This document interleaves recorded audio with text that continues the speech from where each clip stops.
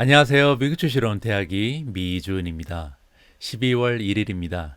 이제 정말 겨울이 시작되는 것 같습니다. 영국에 먼저 가 있는 제 가족하고 저는 매일 영상 통화를 하는데요. 요즘에 이제 통화를 하면서 우리 아이들이 난생 처음 보는 얼음 때문에 아주 즐거워한다 이런 얘기를 제 와이프한테 들었습니다. 날씨가 점점 추워지고 있는데 한국에도 곧 얼음이 꽁꽁 어는 이런 날씨가 시작되겠죠. 여러분들께서 감기 조심하셔야 될 것 같습니다. 더욱이 오미크론이 한국에 상륙했다 이런 뉴스가 오늘 들려오더라고요. 건강에 유의하면서 아주 따뜻한 겨울을 준비하셨으면 좋겠습니다. 자, 그러면 조금은 춥지만 마음만은 따뜻하게 12월 1일, 12월의 첫 번째 오늘의 미국 주식 뉴스 바로 시작합니다. 오늘 미주음 방송의 일부에서는요, 아무래도 시장 얘기를 좀 많이 해야 될 것 같습니다. 어제 주식 시장이 좀 큰 폭으로 하락을 했거든요. S&P 500이 1.9%나 폭락을 했고요. 다우존스가 1.86, 그리고 나스닥 역시 마이너스 1.55를 보이면서 마감했습니다. 러셀 2000 소형주들도 만만치 않게 떨어졌는데요. 마이너스 1.92%를 기록하면서 시장이 전반적으로 한꺼번에 주저앉는 이러한 하루였다. 이렇게 생각을 하면 좋을 것 같고요.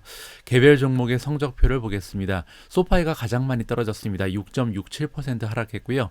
파이버가 6.1%, 인투이트가 6.1, AGC 그랍과의 합병 소식이 들려왔거든요. 그 전에 5.78%가 떨어졌습니다. 그리고 나서 지금 반등하고 있는데요. 이 부분에 대해서는 조금 있다가 뉴스를 통해서 제가 전해드리도록 하겠습니다. 텔라닥이 4.87, 우버가 4.26%, 에어비앤비가 4.19% 떨어졌고요. 페이스북이 굉장히 많이 떨어졌습니다. 어제 4% 이상 하락하는 모습을 보였는데 이 부분에 대한 뉴스도 조금 있다가 한꺼번에 살펴보면 좋을 것 같습니다. 자, 그래서 전반적으로 뭐 특별한 특징을 찾아볼 수 없는 하락장이었죠. 그래서 어제는 개별 종목의 그 소식으로 떨어진 것보다는 아무래도 시장이 전반적으로 지금 공포감에 휩싸였다. 이렇게 보시면 될 것 같은데요. 제가 조금 있다가 빅스 지수도 잠깐 보여드리도록 하겠습니다. 자, 그러면 본격적으로 하나하나 뉴스를 읽어가면서 어제 주식시장의 움직임을 진단해보는 시간을 마련하겠습니다. 어제 미국 증시의 2차 폭락을 이끌어온 것은요, 파월 의장의 연설이었습니다. 자, 이 제목에 알 수 있는 것처럼 어제 파월 의장이 상원 의원들 앞에서 연설을 했는데요. 여기에 담겨져 있는 메시지가 굉장히 좀 부정적이었다. 시장에 조금은 공포감을 조성할 수 있는 그런 내용이었다라고 우리가 생각을 하면 좋을 것 같은데 직접 그 서머리를 한번 살펴보도록 하겠습니다. 자, 페더럴 리저브 연준의 체어맨인 제롬 파월이 뭐라고 얘기했냐면 그가 기대하고 있다. 폴리시 메이커라는 것은 여기 연준 의원들을 얘기하는 건데요. 12월 달에 FOMC 미팅이 지금 예정이 돼 있는데 이 FOMC 미팅에서 토의를 할 것이다. 어떤 내용을 토의하냐면 Accelerating Timetable이니까 그들이 가지고 있었던 테이퍼링에 대한 그 기간 설정이 있었잖아요. 이 기간 설정을 가속화시킬 것이다. 자, 이게 무슨 얘기냐면요.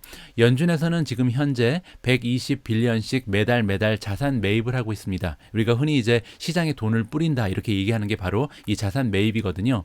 120빌리언씩 이제 채권이라든지 모기지 담보 증권을 사고 있는데 이것을 11월 달부터 매달 15빌리언씩 줄여나간다. 이것이 이제 연준이 가지고 있는 원래 계획이었거든요.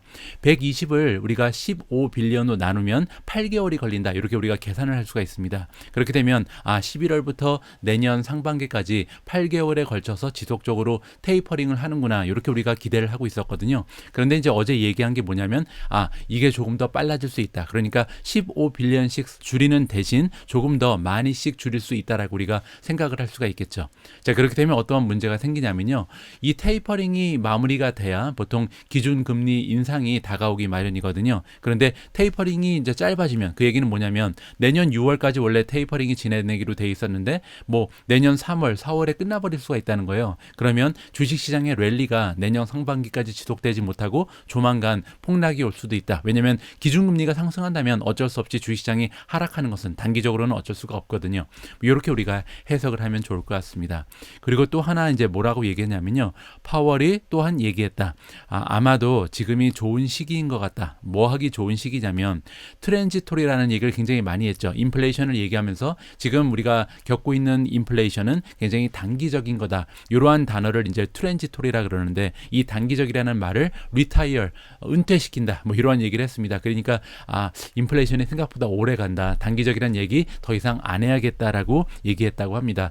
따라서 이러한 그 좀 부정적인 메시지 때문에 아무래도 시장에서 깜짝 놀랐다. 일단 첫 번째는 테이퍼링의 시기를 조금 앞당긴다. 그래서 금리 인상이 조만간 발생할 수 있다는 두려움. 두 번째는 인플레이션이 장기화될 수 있겠구나. 연준에서 인플레이션의 심각성을 조금 더 강조했다. 이렇게 두 가지의 어조 때문에 어제 주식시장이 많이 주저앉았다. 이렇게 정리를 하면 될 것 같습니다. 자, 지금 보고 계신 화면이요. 연준 의장, 파월 의장이 상원 의원들 앞에서 상원 의원들 중에 이제 그 뱅킹 쪽에 위원회가 있거든요. 위원회를 상대로 연설을 한 건데 여기에서 정확히 어떠한 메시지를 전해주고 있는지 오늘 일부 방송 마지막에요. 직접 한번 자막을 입혀서 여러분들과 공유하도록 하겠습니다. 자, 파월 의장의 좋은 목소리로 직접 한번 그의 연설을 잠깐이나마 들어보시면 좋을 것 같습니다. 자, 오늘 방송 마지막 부분 꼭 기대해 주시고요. 그런데 어제 주식시장이요, 폭락한 데는 사실 한 가지 이유가 더 있었습니다. 파월 의장의 좀 부정적인 메시지가 전해지기 전부터 미국 증시의 분위기가 굉장히 좋지가 않았거든요. 자, 이렇게 초반부터 미국 증시의 분위기가 좋지 않았던 이유는요, 바로 이 젠틀맨 때문인데요. 자, 이분의 얼굴만 보고는 누군지 잘 모르시겠죠. 이분이 누구냐면 모더나라는 기업의 CEO입니다. 자, 이분이 어떠한 메시지를 전했는지 잠깐 보시죠. 자, 모더나의 CEO인 스테판 반셀이 얘기하기를요, 파이낸셜 타임즈라는 그 신문사랑 인터뷰를 한 것 같은데 뭐라고 얘기했냐면요, 그는 기대를 하고 있다. 어떠한 기대를 하고 있냐면 우리가 기존에 가지고 있는 존재하는 백신들이 less effective하다. 효과가 없을 수도 있다. 효과가 덜할 수 있다라고 얘기하거든요. 따라서 이번에 새롭게 변종이 발생이 됐죠. 자, 오미크론이라는 변이 바이러스가 발견이 됐는데 우리가 지금 믿고 있는 것은 아무래도 전 세계적으로 이 백신이 보급이 확산됐기 때문에 예전에 이제 델타 바이러스가 나왔을 때처럼 걱정할 필요는 없다. 이렇게 이제 기대를 걸고 있었는데 문제는요, 그 히어로인, 그러니까 우리가 믿고 있는 그 모더나라는 기업의 CEO가 얘기한 거죠. 우리의 백신이 효과가 없을 수도 있다. 따라서 이 부분은 어떻게 보면 투자자 입장에서는 굉장히 좀 커다란 공포감으로 다가왔다. 이렇게 우리가 이해를 해볼 수가 있습니다. 어떻게 보면 좀 진퇴양난에 빠진 것 같습니다. 왜냐하면 한편으로는 모더나라는 기업의 CEO가 우리가 가지고 있는 백신이 효과가 없을 수도 있다. 따라서 앞으로 새로운 변이 바이러스가 굉장히 좀 큰 폭으로 확장될 수 있다. 따라서 다시 한번 2차 팬데믹이 올 수 있다. 이렇게 좀 부정적인 그런 공포스러운 메시지를 전해줬잖아요. 그러면 이제 우리가 믿을 거는 연준밖에 없는데 연준의 의장은 딴 얘기를 하고 있죠. 오히려 경제를 부양할 그런 메시지를 주는 게 아니고 변이 바이러스가 나타남에도 불구하고 오히려 테이퍼링을 가속화시킬 것이다. 돈을 푸는 것을 오히려 빨리 줄여버리겠다. 그래서 금리 인상도 할 줄 모른다. 뭐 이러한 두 가지의 공포감이 합쳐지면서 주식 투자 입장에서는 우리 같은 투자자 입장에서는 정말 갈팡질팡할 수밖에 없는 이러한 분위기가 형성됐다. 이렇게 우리가 생각하면 될 것 같습니다. 자, 이렇게 투자자들이 진퇴양난에 빠지면서요, 여러분들 잘 알고 계신 빅스 지수 있잖아요. VIX라고 우리가 부르는 건데 흔히 공포지수라고 말하죠. 이 공포지수가요 18.42%나 급등을 해버렸습니다. 그러면서 현재 공포지수가 27.19까지 화들짝 놀라면서 올라가 버렸는데요. 자, 지금 보시는 것처럼 최근 들어서 이 빅스 지수가, 그러니까 지난주 금요일 그리고 어제 시장에서 거의 뭐 1년 들어서 가장 높은 빅스 지수를 보여주고 있습니다. 여기 보시면은 우리 2월달, 3월달에 주시장 굉장히 많이 떨어졌었잖아요. 그때 이후로 거의 최고의 수치를 보이고 있다. 그때는 37까지 갔었네요. 굉장히 좀 빅스 지수가 많이 올라갔던 것을 볼 수가 있고요. 그리고 나서는 여기 10월달이네요. 10월 말에 빅스 지수가 39를 기록한 적이 있고요. 자, 9월 달에도 33까지 올라간 적이 있습니다. 자, 그리고 이제 우리가 잘 알고 있는 것처럼 작년 2020년 3월 달에 최고를 이뤘었겠죠. 그때 3월 16일을 보시면 빅스 지수가 80을 찍은 적이 있습니다. 자, 이렇게 우리가 빅스 지수가 계속 올라갔다 내려갔다 하는 것을 볼 수가 있는데 빅스 지수가 올라가게 되면요, 어떻게 보면 지금 과거의 모습을 살펴보니까 굉장히 좋은 매수 기회였다. 이걸 우리가 살펴볼 수가 있는 거잖아요. 뭐 단편적인 예로 지난 2020년에 많은 사람들이 3월 중순에 주식을 버리고 빠져나갔는데 이때 이제 공포지수가 3월 16일에 최고치를 찍고 쭉쭉 이제 떨어지는 상황이 있었잖아요. 따라서 3월 16일 날부터 주식을 매수했다면 굉장히 좋은 효과를 발휘할 수 있었겠죠. 마찬가지로 2020년 9월 달도 그렇고요. 11월 달에 잠깐 떨어졌을 때도 이때 우리가 좀 줍줍을 했으면 좋았을 것 같다라는 생각이 들고 올해 2월 달도 마찬가지죠. 올해 2월 달 역시도 28까지 빅스 지수가 올라갔을 때 좀 샀으면 좋았겠다라는 생각을 할 수가 있겠습니다. 따라서 지금 이렇게 시장의 공포감이 확산될 때 어떻게 보면 우리는 좀 마음을 좀 진정시키고 냉정한 자세로요, 줍줍을 할 시기가 다가오고 있구나. 되겠구나. 이렇게 좀 준비를 하는 것이 좋겠다. 개인적으로 이러한 말씀을 드리고 싶습니다. 자, 이렇게 주식시장이 전반적으로 굉장히 좋지 않은 추세에 있었음에도 불구하고 어제 주가가 급등한 메가테크 기업이 하나 있습니다. 굉장히 좀 희한하죠. 다름 아닌 애플이었는데요. 도대체 애플의 주가가 왜 이렇게 많이 올라갔는지 여기에 대한 이야기를 좀 살펴봐야 될 것 같습니다. 자, 이번 기사의 제목을 보시면요. Why Apple is the only tech stock that's up today라고 나와 있죠. 그러니까 왜 테크 주식 다 떨어졌는데 혼자 애플만 이렇게 올라갔는가, 이렇게 좀 의문을 제기할 수밖에 없는 그런 상황이었거든요. 자, 여기에 대해서 우리가 크게 두 가지의 이유를 진단해 볼 수가 있는데 이번 기사를 통해서 첫 번째 이유를 한번 설명해 보도록 하겠습니다. 자, 애플의 주가가 3.1%, 정확히는 3.16% 올라갔거든요. 화요일날 급등을 해버렸다. 자, 그 이유가 뭔지 좀 궁금해지죠. 왜냐하면 다른 주식들은 다 굉장히 좀 많은 폭으로 폭락을 해버렸잖아요. 그 오미크론 코비드 바이러스의 영향으로 인해서 많은 그 시장의 주식들이 떨어진 이 와중에 도대체 왜 애플만 이렇게 올라갔는가, 그 이유를 설명을 해보고 있는데 여기 보시면 투자자들이 이 애플이라는 기업을 세이프 헤븐으로 보고 있다. 세이프 헤븐이라는 것은 피난처로 본다는 거죠. 따라서 지금 시장의 분위기가 너무나 좋지 않잖아요. 아까 제가 말씀드린 것처럼 진퇴양난에 빠져 있기 때문에 믿을 수 있는 거는 애플밖에 없다. 이렇게 지금 보고 있는 거죠.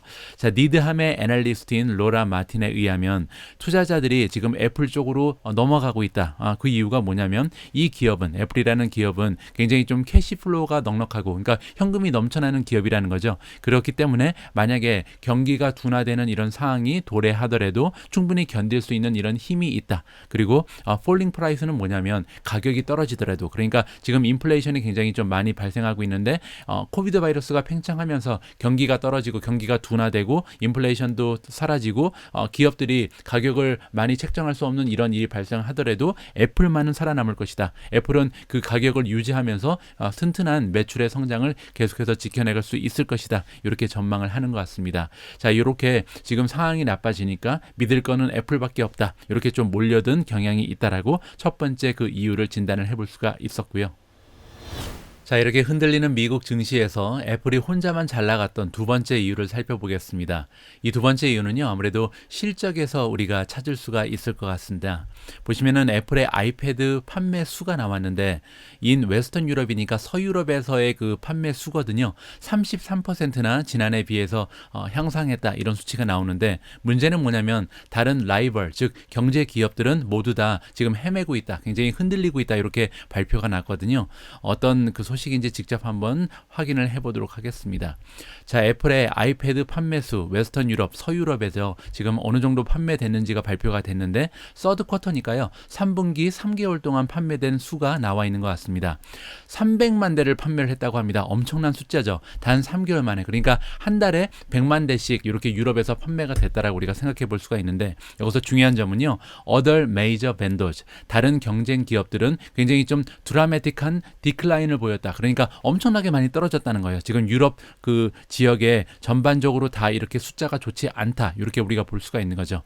애플 같은 경우는 지금 아이패드의 그 판매 수가 1년 전과 비교했을 때 33%나 오히려 올라간 반면, 지금 전체적인 태블릿 마켓, 즉 다 그 다른 기업까지 다 합쳐서 보면요, 현재 한 20% 정도가 오히려 줄어들었다고 합니다. 3개월 동안 판매된 패드, 즉 우리가 타블렛이라고 부르는 거죠. 타블렛이 전체 숫자가 6.9 밀리언이니까요. 690만 대가 판매됐습니다. 그리고 이 수치는 작년에 비해서 20%가 감소한 거거든요. 그런데 여기서 중요한 것은 690만 대 중에 300만 대가 애플이 만들고 있는 아이패드라는 거예요. 그리고 이 300만 대라는 것은 작년에 비해서 33%가 올라갔다. 굉장히 좀 혼자서 고분분투하고 있다. 이렇게 우리가 볼 수가 있겠죠.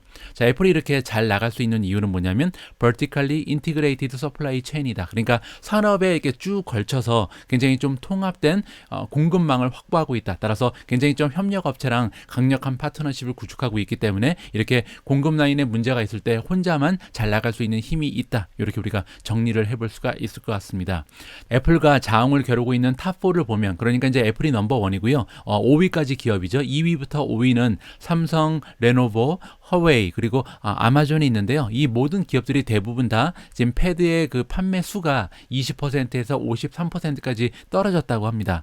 자, 그리고 삼성 같은 경우는요, 굉장히 좀 심각한데 3쿼터에 작년에 이제 200만 대를 판매를 했었는데 올해는 100만 대밖에 팔지 못했다. 따라서 반으로 완전히 줄어드는 거잖아요. 아마존도 마찬가지입니다. 작년에 100만 대를 판매했었는데 올해는 50만 대까지 지금 판매를 하지 못하면서 지금 반토막이 난 기업들이 굉장히 많이 보이는 거죠. 이렇게 심각한 그 공급난의 문제 때문에 엄청나게 많은 기업들이 피해를 보고 있는데 완전히 뭐 천상천하 유아독전 뭐 이런 모습으로 애플 혼자만 잘 나가기 때문에 3.16%나 어제 주가가 급등했다. 이렇게 우리가 정리를 하면 좋을 것 같습니다. 제가 투자하고 있는 종목 중에서 어제 어닝 결과를 발표한 기업이 하나 있어서요. 여러분들과 공유할까 합니다. G스케일러라는 기업인데요. G스케일러가 이번에 EPS도 비트했고 그리고 레비뉴, 매출 부분도 비트를 했다. 굉장히 좋은 소식이 들려오는 것 같습니다. 자, Q1이라고 부릅니다. 3분기를 1분기라고 부르는데요. 2022년 회계연도를 맞이하고 있는 거죠. 자, 2022년 1분기의 실적이 나와 있는데 논갭 EPS는 0.14. 따라서 논갭으로 따지면 지금 이미 흑자로 돌아선 이런 기업이죠. 그리고 이 수치는 2센트를 더 만들어냈다. 따라서 시장의 전망치를 넘어섰고요. 이번에는 GAAP EPS입니다. GAP이라는 것은 Generally Accepted Accounting Principle의 약자고요. 공식적으로 인정되는 이러한 EPS를 얘기합니다. 아직까지는 적자죠. 마이너스 0.65가 나왔고요. 이 수치는 시장의 전망치보다 15센트가 오히려 모자르다. 따라서 갭으로 봐서는 그렇게 좋은 실적은 아닙니다. 자, 그럼에도 불구하고 매출이 굉장히 좋았는데요. 230.52 밀리언을 만들어내서 작년 같은 분기랑 지금 실적을 비교해 보니까 무려 61.7%나 매출이 성장을 했습니다. 이 부분이 굉장히 좋아 보이고요. 시장의 전망치에 비해서도 18.24 밀리언을 더 만들어냈다. 따라서 전망치도 굉장히 큰 폭으로 비트를 했다라고 우리가 요약을 해볼 수가 있습니다.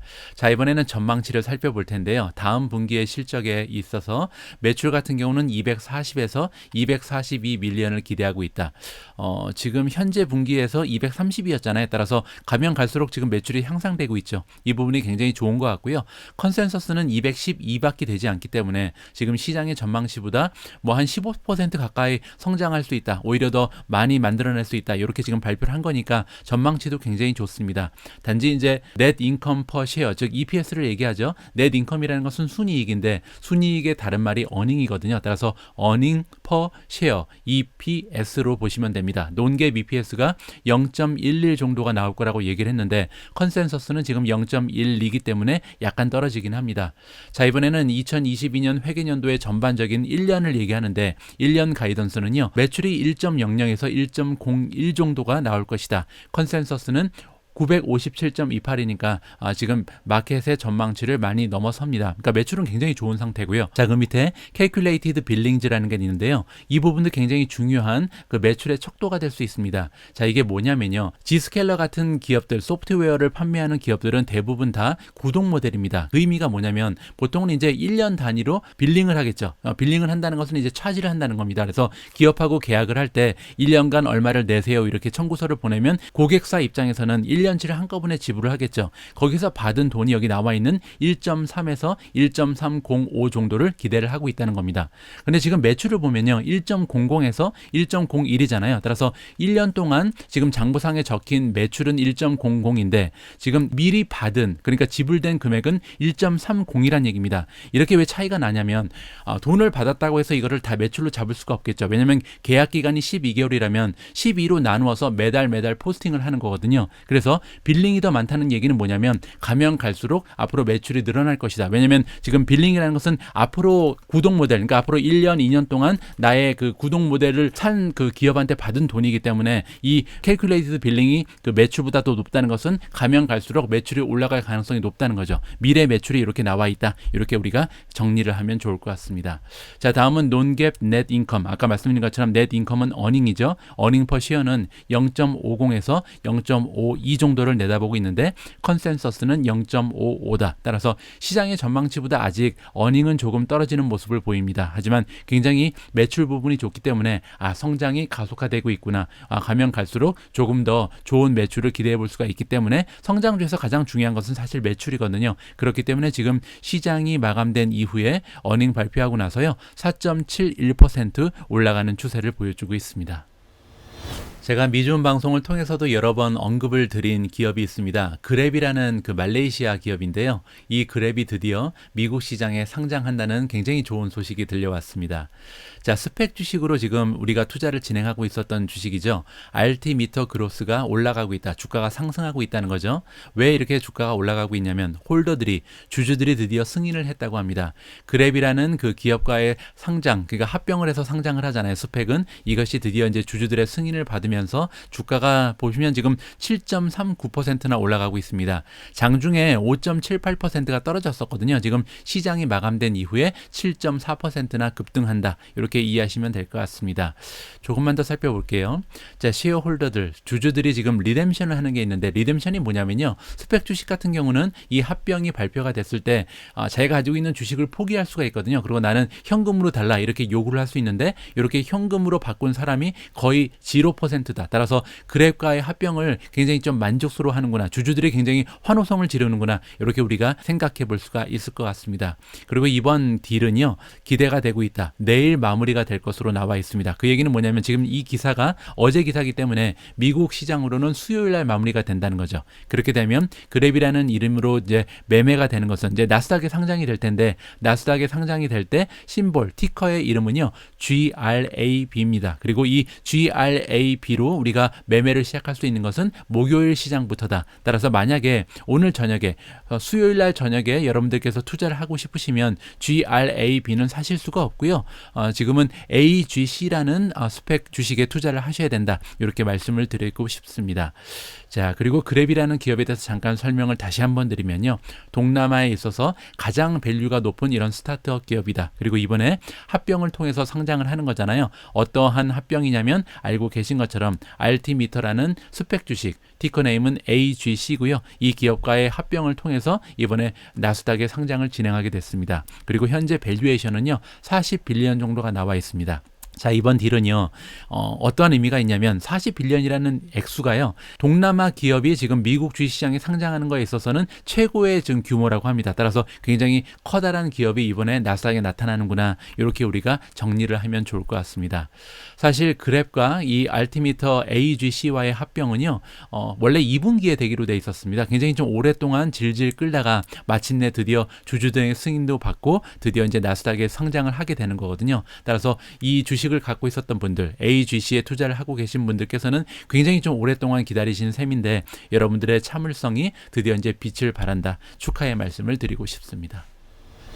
제가 오늘 여러분들께 공유드릴 자막 방송을 준비하다가요, 다음과 같은 인터뷰 영상을 발견했습니다. 여러분들 잘 아시는 레이 달리오가 나와 있는데요. 이 레이 달리오가 CNBC 인터뷰를 통해서 지금 현재 주식시장이 심하게 흔들리고 있는 이 상황에서 어떠한 식으로 투자자가 입장을 취해야 할지 전략에 대해서 잠깐 조언을 해줍니다. 그래서 이 영상을 좀 번역하고 자막 작업해서 여러분들과 공유할까 하다가 내용이 너무나 좀 간단하더라고요. 그래서 제가 그냥 이 기사로 마무리를 하도록 하겠습니다. 브리지워터 어소시에이션의 레이 달리오가 이번에 그의 신념을 표현을 해줬다. 이렇게 이해하면 될 것 같은데요. 캐시, 즉 현금은요, 지금 투자할 때가 못 된다. 이렇게 나와 있습니다. 비록 지금 볼라틸리티, 굉장히 좀 변동성이 시장에 퍼져나가면서 많은 사람들이 주식시장에서 빠져나갈 이러한 입장을 취하고 있을 텐데, 그럼에도 불구하고 지금 현금화하는 것은 좋지 않은 전략이다라고 귀뜸을 해주고 있습니다. 왜냐하면 현금은요, 안전한 투자처가 아니라는 거죠. 그 이유가 뭐냐면 인플레이션 때문입니다. 현금을 우리가 보유하고 있다는 것은 인플레이션이 나타나면 나타날수록 계속해서 가치가 떨어지는 거죠. 그러니까 주식시장에 참여하고 있을 때 주식이 5% 떨어지는 것은 굉장히 두려워하잖아요. 근데 캐시 역시도 현금으로 들고 있으면 인플레이션이 5%가 나타나면 이 5%만큼 현금이 줄어드는 거나 마찬가지이기 때문에 그렇게 하면 안 된다라고 얘기하고 있습니다. 자, 지금처럼 굉장히 좀 혼란의 시기에는 가장 중요한 것은 뭐냐면 밸런스가 갖춰져 있는 포트폴리오를 갖는 것이다. 따라서 좀 한 곳에 몰빵하지 말고 여러 가지 섹터에 골고루 투자하면서 밸런스 있는 포트폴리오를 갖춰라. 이러한 그 핵심의 내용이었습니다. 그래서 이러한 조언이 있다는 것을 여러분들이 참고를 하시면 좋을 것 같습니다. 오늘 방송의 일부 마무리는요, 앞에서 약속드린 것처럼 제롬 파월 의장의 연설을 준비했습니다. 굉장히 좀 짧은 자막 영상이니까요, 여러분들께서 직접 시청하시면서 과연 어제 주식시장이 큰 폭으로 하락을 했는데 그만한 영향력을 끼칠 만한 메시지였는지 여러분들께서 직접 한번 파월 의장의 좋은 목소리로 확인을 해보시면 좋을 것 같고요. 자, 그래서 우리가 지금 외부적인 영향으로 인해서 주식시장이 떨어지고 있잖아요. 제가 여러 번에 걸쳐서 강조드린 것처럼 기업 내부의 문제가 아니라 시장의 외부 영향 때문에 주식시장이 전반적으로 떨어질 때는 분명 줍줍의 기회가 많습니다. 자, 그런데 여기서 우리가 하나 모르는 게 하나 있죠. 과연 지금 시장이 한 3% 정도 떨어졌나요? 금요일부터 지금까지 이렇게 3, 4% 정도 떨어졌을 때 줍줍을 해야 되는지, 아니면 5% 이상 떨어질 때까지 기다려야 하는지, 아니면 이번에는 좀 심각한 문제이기 때문에 10% 정도 떨어질런지 우리가 알 길이 없죠. 따라서 미래를 알기는 불가능하기 때문에 그래서 중요한 것이요, 분할 매수인 것 같습니다. 그래서 만약에 여러분들이 가지고 계신 투자금이 굉장히 넉넉하다면, 현금이 넉넉하신 분들께서는 지금부터 줍줍을 시작하시면 될 것 같고요. 만약에 가지고 있는 현금이 그렇게 많지 않으신 분들께서는 조금 더 기다리다가 만약에 또 주식시장이 반등을 해버리면요, 어차피 가지고 있었던 현금이 얼마 없었기 때문에 미련 없이 그냥 보내시면 될까, 이렇게 좀 말씀을 드리고 싶습니다. 저 같은 경우는 가지고 있는 현금이 한 20% 정도인데 그렇게 또 많은 그 분량은 아니잖아요. 따라서 아직까지는 좀 꾹 참고 있습니다. 그래서 조금만 더 떨어져라, 조금만 더 떨어져라, 이렇게 기다리고 있는데, 이러다가 만약에 오늘 저녁부터 주식시장이 반등하면 어쩔 수 없는 거고요. 지금 아직까지는 조금 더 떨어질 가능성이 있지 않을까. 왜냐하면 아까 말씀드린 것처럼 주식 투자자들이 사면 초과에 지금 처해 있는 상황이잖아요. 그런 의미에서 조금은 더 우리가 좀 기다려볼 필요가 있다라고 저는 개인적으로 보는데, 여러분들의 의견은 어떤지 궁금합니다. 여러분들께서 가지고 있는 투자의 전략을 댓글을 통해서 다른 분들과 함께 공유해 보시는 것도 굉장히 좀 의미가 있는 일이 될 것 같습니다. 굉장히 좀 어려운 시기니까요, 우리가 지혜롭게 서로의 좀 의견을 공유하면서 함께 헤쳐나갔으면 합니다. 우리 모두가 미국 주식 투자로 은퇴하는 그날까지 다 함께 화이팅입니다. 행복한 하루 되세요. 감사합니다.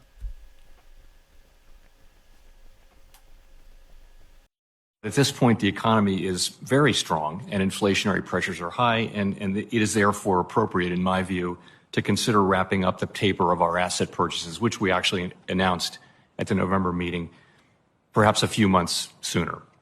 And I expect that we will discuss that at our upcoming meeting in a couple of weeks. Of course, between now and then, we will see another labor market report, another inflation report, and we'll also get a better sense of the new COVID variant as well before we make that decision. It's important to note here that the Fed chairman wasn't necessarily saying we are going to speed up the taper, just merely that they're going to have that discussion. But of course, why would he ever bring that talking point up if it wasn't under serious deliberation? And for what it's worth, we've seen markets react to this. Of course, as you mentioned, Akiko, the Dow being down by as much as 600 points. See the 10-year falling by as much as 8 basis points. But consider the notes that I've just received in my email inbox since the last hour, where you have Evercore ISI noting, quote, the tone of Powell's remarks was notably hawkish, suggesting that the Fed's primary focus is on the risk of more persistent excess inflation. You have Fitch's chief economist saying this does sound like a significant change of tone from Powell. So it seems like the market interpretation of all this is that it's very much likely going to be the case that the Fed accelerates that taper in its meeting, which, by the way, is going to be December 14th and December 15th. Of course, between now and then, we're going to get another employment report. That's going to happen on Friday, in addition to more prints on inflation. So very much a lot of data points that can happen between now and then, but the Fed setting the table, if you will, for a possible acceleration of that taper. 오늘도 귀중한 시간 내서 미주는 시청하고 계신데 여러분들 투자에 작은아마 도움이 되었으면 합니다. 오늘 전해드리는 컨텐츠가 분량 관계로 1부와 2부로 나누어서 방송이 되거든요. 저녁 시간에 방송될 2부 영상도 꼭 많은 시청 부탁드리겠습니다. 감사합니다.